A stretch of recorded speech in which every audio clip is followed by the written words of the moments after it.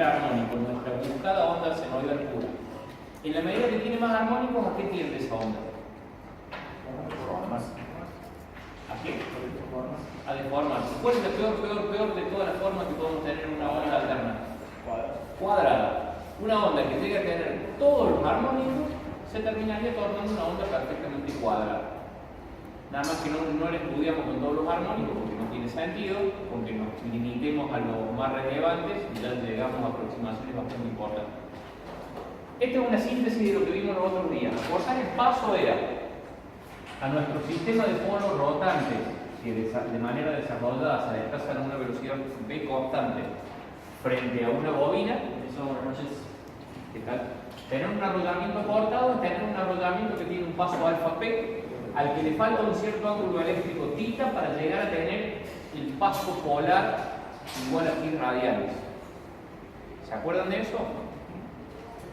Esto ni hace falta que lo copien. Aquello del negro es una guía de las cosas que queremos ver y esto en azul es una síntesis de lo que vimos el otro día. Al acortar el paso, nosotros habíamos visto gráficamente la semana pasada cómo el factor de paso nos reducía la fuerza electromotriz inducida. Pero ahora vimos por qué estamos dispuestos a resignar esa fuerza electromotriz inducida, que es a partir de analizar la mejora de la forma de onda.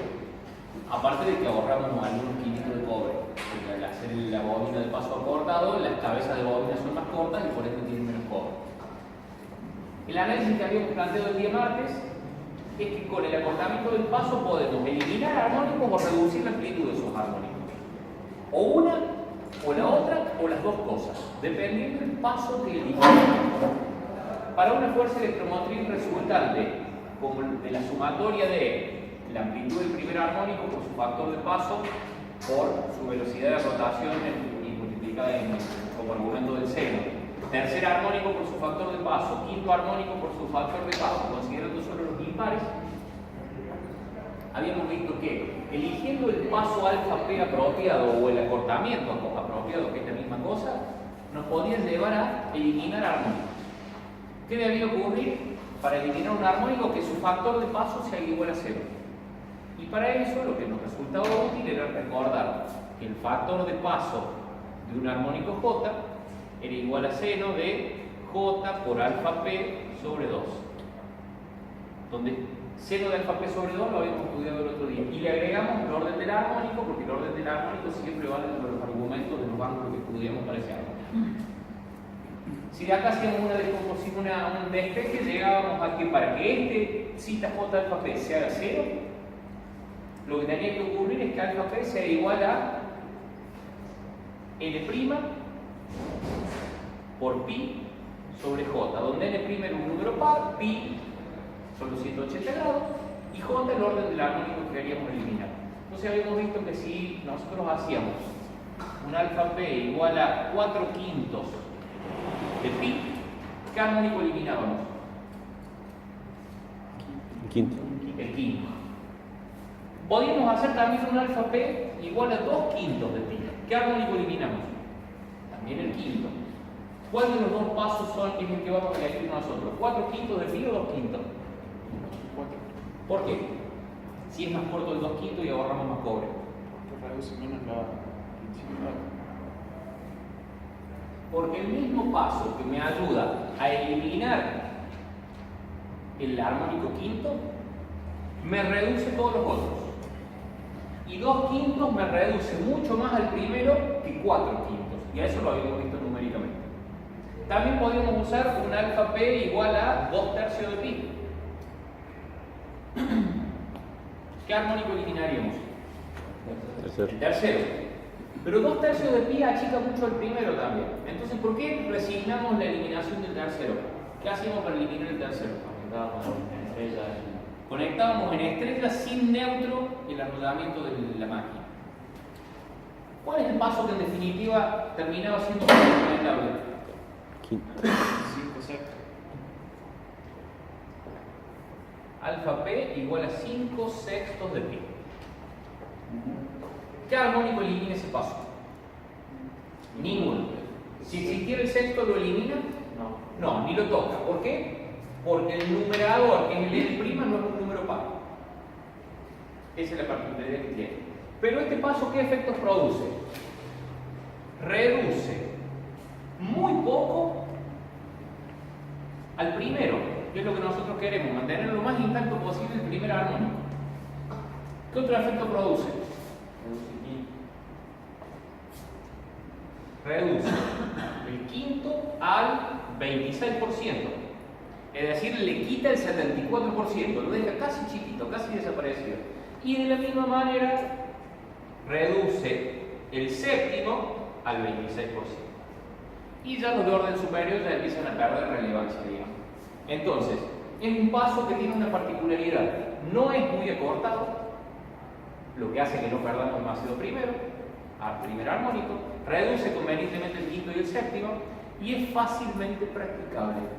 Porque como nosotros tenemos máquinas trifásicas en general, quiere decir que cuántas ranuras por polo siempre vamos a tener.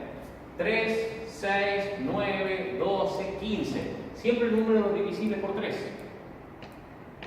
Y en todas estas, salvo el 3, en donde no podríamos acortar el paso porque no nos entrarían las otras fases, en 6 podemos acortar una, en 9 podemos acortar una, en 12 podemos acortar una, en 15 podemos acortar una. ¿Por qué? Porque esas nosotros las hacemos para hacer Q mayúscula 6, 9, 12, 15 y Q minúscula 2, 3, 4, 5. Entonces, para esta máquina siempre logramos el resultado de poder acortar a 5 sextos. Es fácilmente practicable y es muy beneficioso el efecto del paso.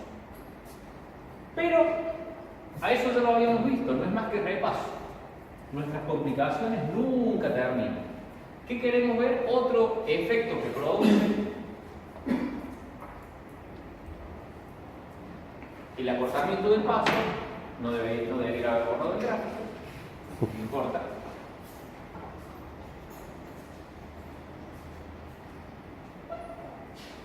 Calcado acá abajo. Y lo vamos a hacer para un caso que es bastante interesante. 2/3 de pi. Es un paso que en general vamos a utilizar. ¿Es un paso que en general vamos a utilizar? No, ¿por qué no? Es el que se utilizaría para eliminar de lleno de una el tercer armónico, pero que en realidad nos reduce demasiado el primero. Entonces, pero para este caso, para este análisis que queremos hacer, es sumamente interesante. Y es ver cómo el acortamiento del paso cambia la fase de los armónicos. ¿Qué sería cambiar la fase de los armónicos? Desplazarlos en el tiempo de manera que cambie su posición relativa con respecto a los otros, con respecto al primero, que es el que nos interesa a nosotros. Entonces, para eso vamos a armar la composición de todos los armónicos del lado 1 y del lado 2 de nuestra bobina.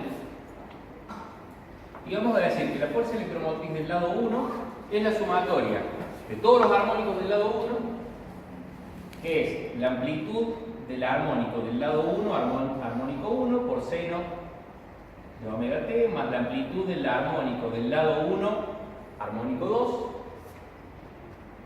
seno de 2 omega t, más la amplitud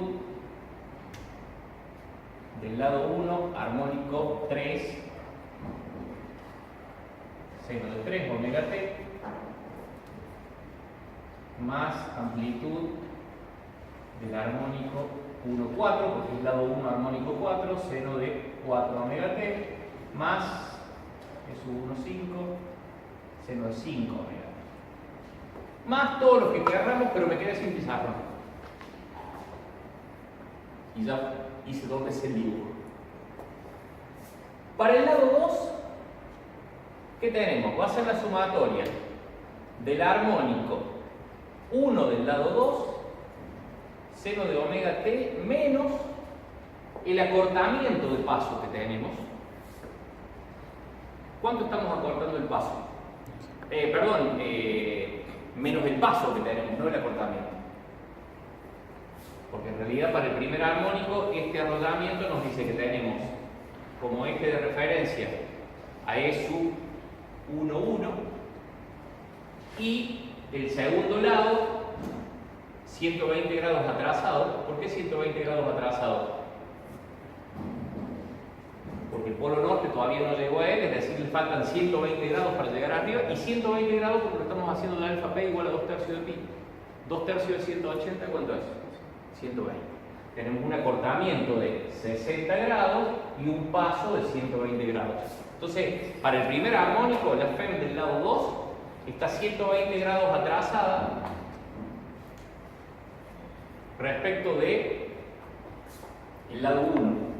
Entonces, por eso omega t menos 120 más E sub 2,2 seno de 2 omega t menos ¿cuánto? Sería menos 120, pero como tenemos el orden del armónico multiplicando es 2 por 120, o sea, 240 más E sub 2,3 seno de 3 omega t menos ¿cuánto? 3 por 120, 360, 360, 0, no resta nada. Más E sub 2,4 seno de 4 omega t menos 4 por 120, 120 nuevamente. Más E sub 2,5 seno de 5 omega t menos 5 por 120, 3 por 120, 0, más los otros 2 veces 120, 2 cuartos. Más todos los otros que querramos si tuviésemos espacio.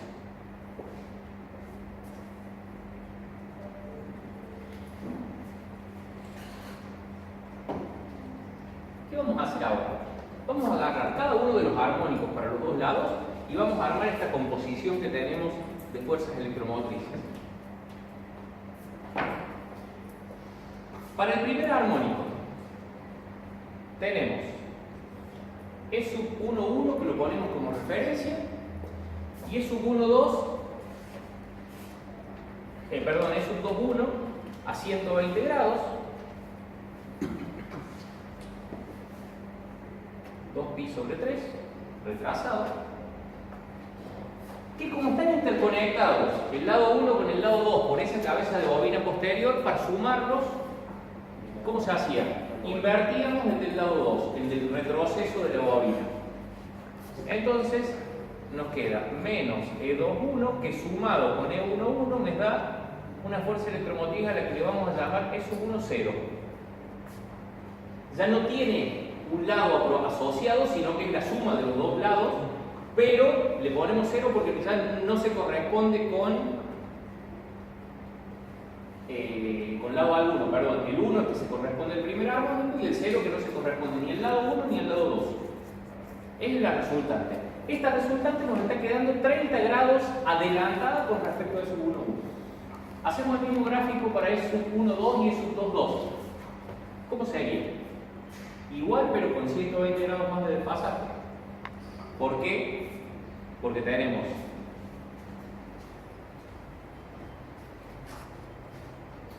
a E sub 1,2 en esa posición, porque no tenemos retraso, y a E sub 2,2 ya tenemos 240 grados atrasados.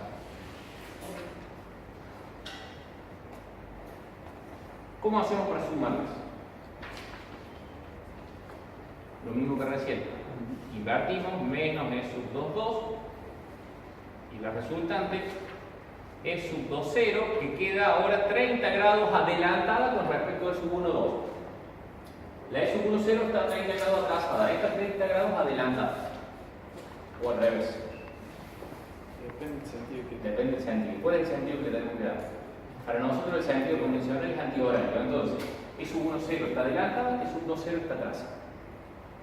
Distinto cuando nos vamos al análisis gráfico, en donde normalmente nuestros movimientos son hacia la derecha, o mecánicamente nuestros giros los tomamos por convención, por chifle del profesor o lo que fuere, en general en sentido horario. Movimientos mecánicos por algún motivo los asociamos nosotros en nuestra materia a desplazamientos en sentido horario y vectores en sentido antihorario. Entonces 30 grados adelantada, 30 grados atrasada. Vamos a ver qué pasa. Otra cosa. ¿Por qué habré dibujado así deliberadamente diferentes las amplitudes? de E sub 1, 1 con respecto a E sub 1, 2, de E sub 2, 1 con respecto a E sub 2, 2 y de ahí todas sus composiciones. Porque el porcentaje de armónicos. Porque suponiendo que todos nuestros armónicos existen en su máxima amplitud, la amplitud del armónico está dividida por el orden.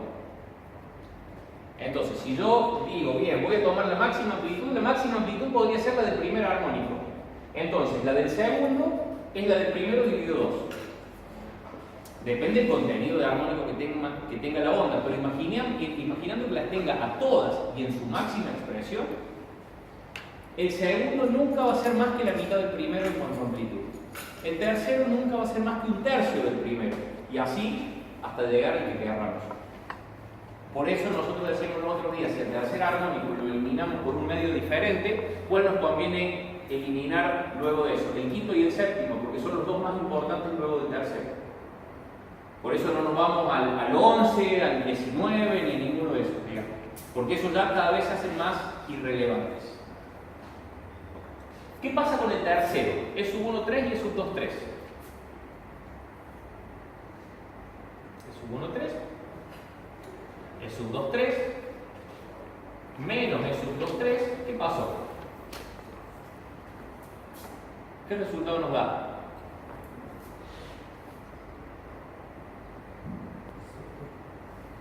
E sub 3, 0 igual a 0. ¿Por qué igual a 0? Porque es suma vectorial. Y acuérdense, los terceros armónicos pulsan en fase. ¿Y por qué acá se están anulando? ¿Qué podríamos hacer en un arrollamiento para eliminar armónicos? Acortar el paso en un paso apropiado. ¿Qué paso hemos puesto acá? Alfa P igual a 2 tercios de pi. ¿Qué se cumple? Que 2 es entero par y que 3 es el orden del armónico que estamos eliminando. Por eso desaparece. Pero no es eso lo que queremos ver otra cosa. Entonces, este paso nos llevó a que se desaparezca el tercero por accidente, por suerte o por lo que fuera. Veamos qué pasa con el cuarto.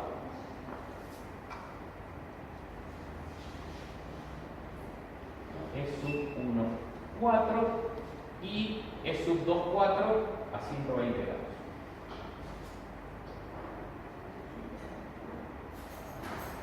Los voy achicando cada vez más para tener correspondencia con lo que hablábamos recién de la disminución de las amplitudes. Acá tenemos 120 grados. Cuando componemos menos de 2, 4, aparece E sub 4, 0.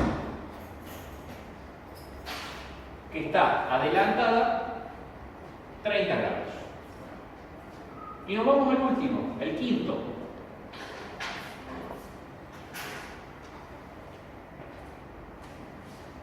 E sub 1, 5.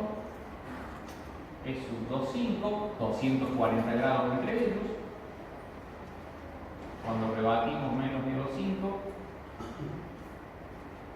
E5, 0. 30 grados atrasada respecto de 1, 0. Eso es lo que pasa con los 5 armónicos que estamos analizando. Uno desapareció y los otros como resultantes quedaron adelantados o atrasados 30 grados respecto del eje de referencia que teníamos para la FEM del primer armónico en el lado 1. ¿Qué queremos hacer para que nos dé un resultado más interesante? Queremos que uno de los armónicos resultantes quede como referencia y ponerlo como vertical positivo. Entonces, ¿qué hacemos? A este gráfico lo giramos 30 grados hacia la derecha. En sentido horario. Si el primero lo giramos 30 grados, ¿qué va a pasar con todos los otros? Van a girar también 30 grados, pero recordemos qué pasa con los ángulos. Se multiplican por el orden del armónico.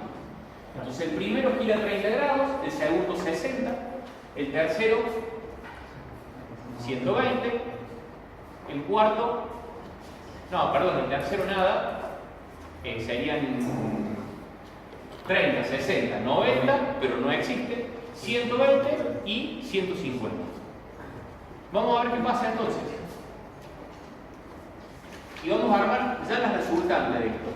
La fuerza electromotriz E, resultante de sumar E sub 1 más E sub 2, va a ser igual a E sub 1, 0, seno de omega t directamente, sin desplazamiento de ángulo. ¿Por qué? Porque para que quede vertical lo giramos 30 grados hacia la derecha. Entonces se acomodó con seno de omega t y no con seno de omega t más 30. Más E sub 2 0 por seno de 2 omega t. ¿Y con qué ángulo nos quedará? 30 grados, 2 por 30, 60. Ya estaba 30 grados atrasada, o sea que se nos atrasa, queda con menos 90. E sub 2 0. Si a esta la llevo a vertical, esa se acomoda horizontal. Vamos al tercero. E sub 3 0. ¿Qué pasa con el tercero? Por 0. Desaparece. Más E sub 4 0. Por seno de 4 omega t más ¿cuánto? 4 por 30 grados, 3 por 4, 12. Son 120. Pero estaba 30 adelantado. O sea que entonces se va a 90 grados. La misma posición, no sé por qué le puse menos, más. La misma posición que adquiere el segundo. Vamos a ver qué pasa con el quinto.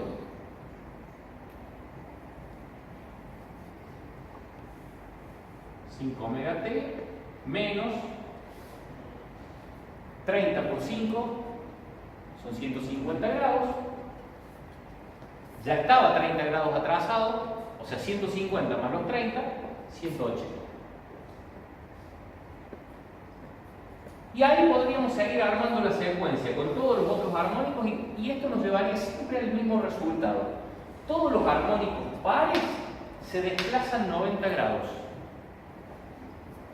con respecto a su posición original por haber acortado el paso.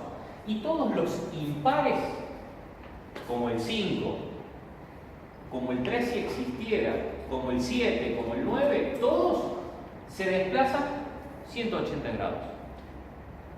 ¿Qué quiere decir eso? Se les cambió la fase. Cuando antes teníamos, por ejemplo, un primer armónico en esta posición y un segundo armónico que habría estado en esta posición, se corrió 90 grados. ¿Qué quiere decir eso? ¿A dónde se mueve? Hacia la derecha, 90 grados para ese armónico. Entonces, en la realidad termina acomodándose en esta posición, centrado con el armónico principal. ¿Qué pasa con el cuarto? El tercero desaparece. ¿Qué pasa con el cuarto?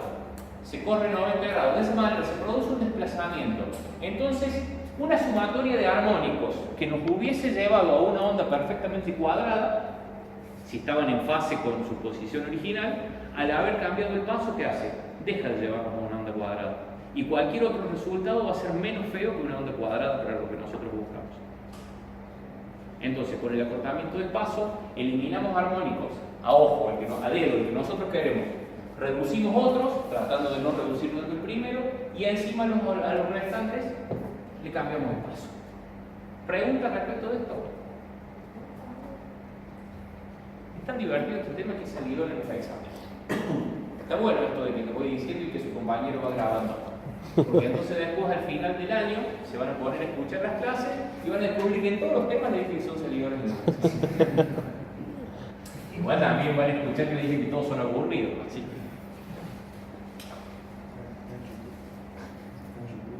Bien, ¿preguntas? Que lo fácil, creo. ¿Ninguna? Bien. Demoraría mucho. Hemos analizado desde el primer día de clase forma de las máquinas estas. Y cuando hablamos de forma es dimensiones, características principales, si trabajan a eje vertical o a eje horizontal, si son aptas para funcionar a altas velocidades o a bajas velocidades. De eso pasamos a ver qué forma deben tener los polos para darnos una curva de onda de inducción, una onda de inducción en el entrehierro lo más senoidal posible. Después dijimos, no importa que no sea tan senoidal la onda de inducción, vamos a mejorar la forma de la onda, de la fuerza electromotriz inducida cuando la máquina esté en vacío, distribuyendo el arrollamiento, que a su vez nos generaba otros beneficios. Después dijimos, no importa que no salga tan senoidal con la distribución, Vamos a acortar el paso para eliminar los armónicos. Ya hemos visto todo lo que se puede hacer para tener la onda de fuerza electromotriz inducida lo más senoidal posible.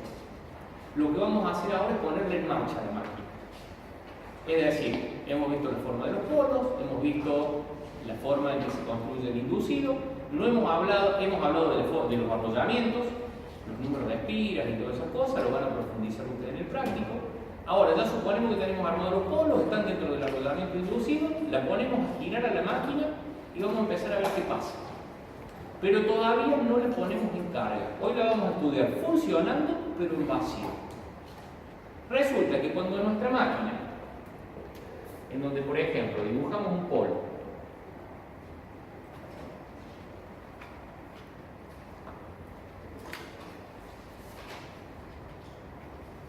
su vecino,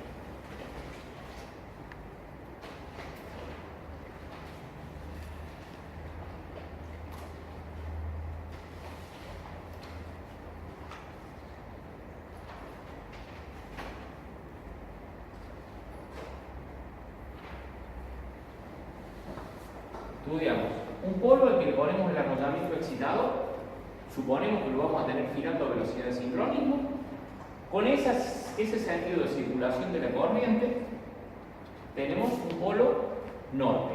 En el polo del lado con el sentido opuesto tenemos un polo sur. Y así vamos a tener una secuencia de polos norte-sur, norte-sur, norte-sur, hasta llegar a la cantidad de polos o de pares de polos propios de la máquina que nos van a determinar la velocidad a la que tiene que girar esa máquina. Perdón, al revés. Le hemos puesto la cantidad de polos necesaria para que nos dé 50 Hz a la velocidad que es capaz de girar la turbina que le está arrastrando a la máquina. ¿Quién nos marca la velocidad? No nos la marca el generador eléctrico. Nos la da la máquina motriz. Si es una turbina de gas, podrá ser de 3000 o 1500 RPM. Si es una turbina hidráulica, de 100, 150, 80 o de las revoluciones que fuera. Acorde a esa velocidad, buscamos cuál es la cantidad de polos que nos lleva a tener la velocidad más parecida a esa velocidad óptima para obtener los 50 Hz. Nos dio esta configuración y tenemos esos dos polos.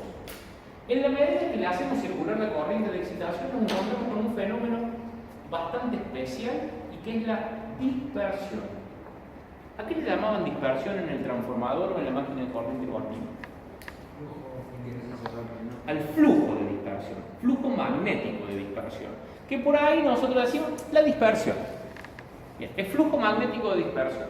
Y hay dos tipos de flujo de dispersión de los que tenemos que hablar, que acá yo se los identifique. El flujo de dispersión del inductor y del inducido. Cuando hablamos de los polos, ¿de cuál de los dos flujos estamos hablando? ¿Quién es el inductor en la máquina? El polo. El polo del sistema rotante es el sistema inductor. Y el inducido es el arrotamiento en el que se induce la fuerza electromotriz. Según hablemos de la dispersión del inductor o del inducido, el efecto va a ser diferente. Para este sistema de polos que tenemos acá, de polos salientes, el campo de dispersión, recordando que dentro de ese arrollamiento vamos a tener múltiples conductores,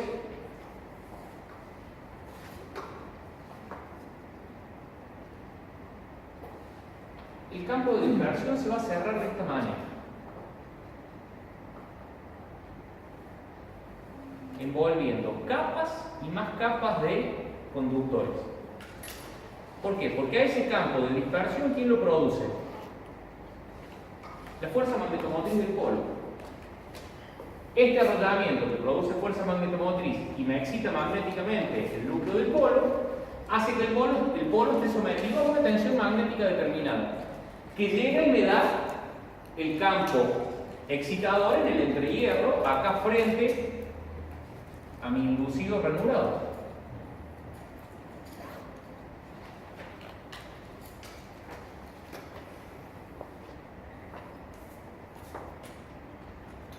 ¿Qué podría hacer yo para que no exista ese campo de dispersión? No excitar la máquina, pero ¿para qué la excito? En esencia, para que aparezca un campo al que le llamamos phi sub 0, ¿quién es ese flujo phi sub 0? ¿Quién era phi sub 0?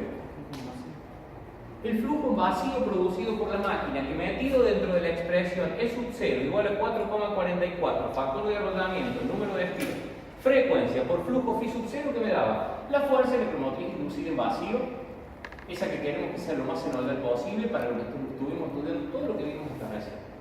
Entonces yo excito la máquina para que aparezca phi sub 0. Pero como todo el polo se tensiona magnéticamente, tenemos un polo que tensionado norte y a muy pocos centímetros un polo tensionado sur. ¿Qué pasa? Aparece el campo de dispersión que se cierra desde el polo norte al polo sur. A través del aire, a través de los arrollamientos excitadores, que los arrollamientos son de cobre, entonces se comportan como si fuera aire. Líneas de campo que en lugar de recorrer el camino del flujo phi sub 0, son bastante atorrantes, bastante vagas, y dicen, no, pegamos la vuelta antes. No hacemos todo ese camino largo. Y ese campo va a tener toda una distribución que va a llegar hasta la tapa del polo. Y ahí hay un error en el dibujo que tienen ustedes en el apunte. Las líneas de campo de dispersión que pudieran llegar a salir desde los laterales del polo están tan cerca del inducido que en realidad van a formar parte del flujo phi sub 0, van a saltar el entrehierro y van a concatenar el arrollamiento de inducido ese que estuvimos estudiando hasta recién, que está dentro de las ranuras del estator. Entonces el flujo disperso se produce desde la pieza polar hacia la raíz del polo. En realidad hay un poco de dispersión arriba, pero es despreciable y por ende nos animamos a no contemplarla para que no nos complique el dibujo. Entonces, la dispersión se va a terminar produciendo solo a lo largo de la altura HM, altura nominal del polo, no HIR, que es lo que tienen ustedes ahí, donde HIR es la altura del núcleo polar más la pieza polar o zapata polar. ¿Qué análisis podemos hacer de estas líneas de campo? En la medida que la línea concatena mayor cantidad de espiras inductoras, como esas espiras inductoras todas llevan la misma corriente porque están todas en serie entre sí, las del polo norte con las del polo sur del lado. Recuerden que todos los arrollamientos inductores están en serie, todos los polos inductores están conectados en serie. Entonces, en la medida que la línea concatena más conductores, ¿qué particularidad tiene? H por L es la integral de H a lo largo de todo el camino de la línea, es igual a N por I, el número de corrientes concatenadas. Número de espiras por la corriente que circula por cada espira. Mientras más grande la línea, más grande el N por I. ¿Qué quiere decir? A mayor N por I, mayor H por L, mayor intensidad de campo. Entonces nosotros acá podemos representar en un eje de referencia para la altura HN cómo varía la tensión magnética B. Y la tensión magnética B arranca desde 0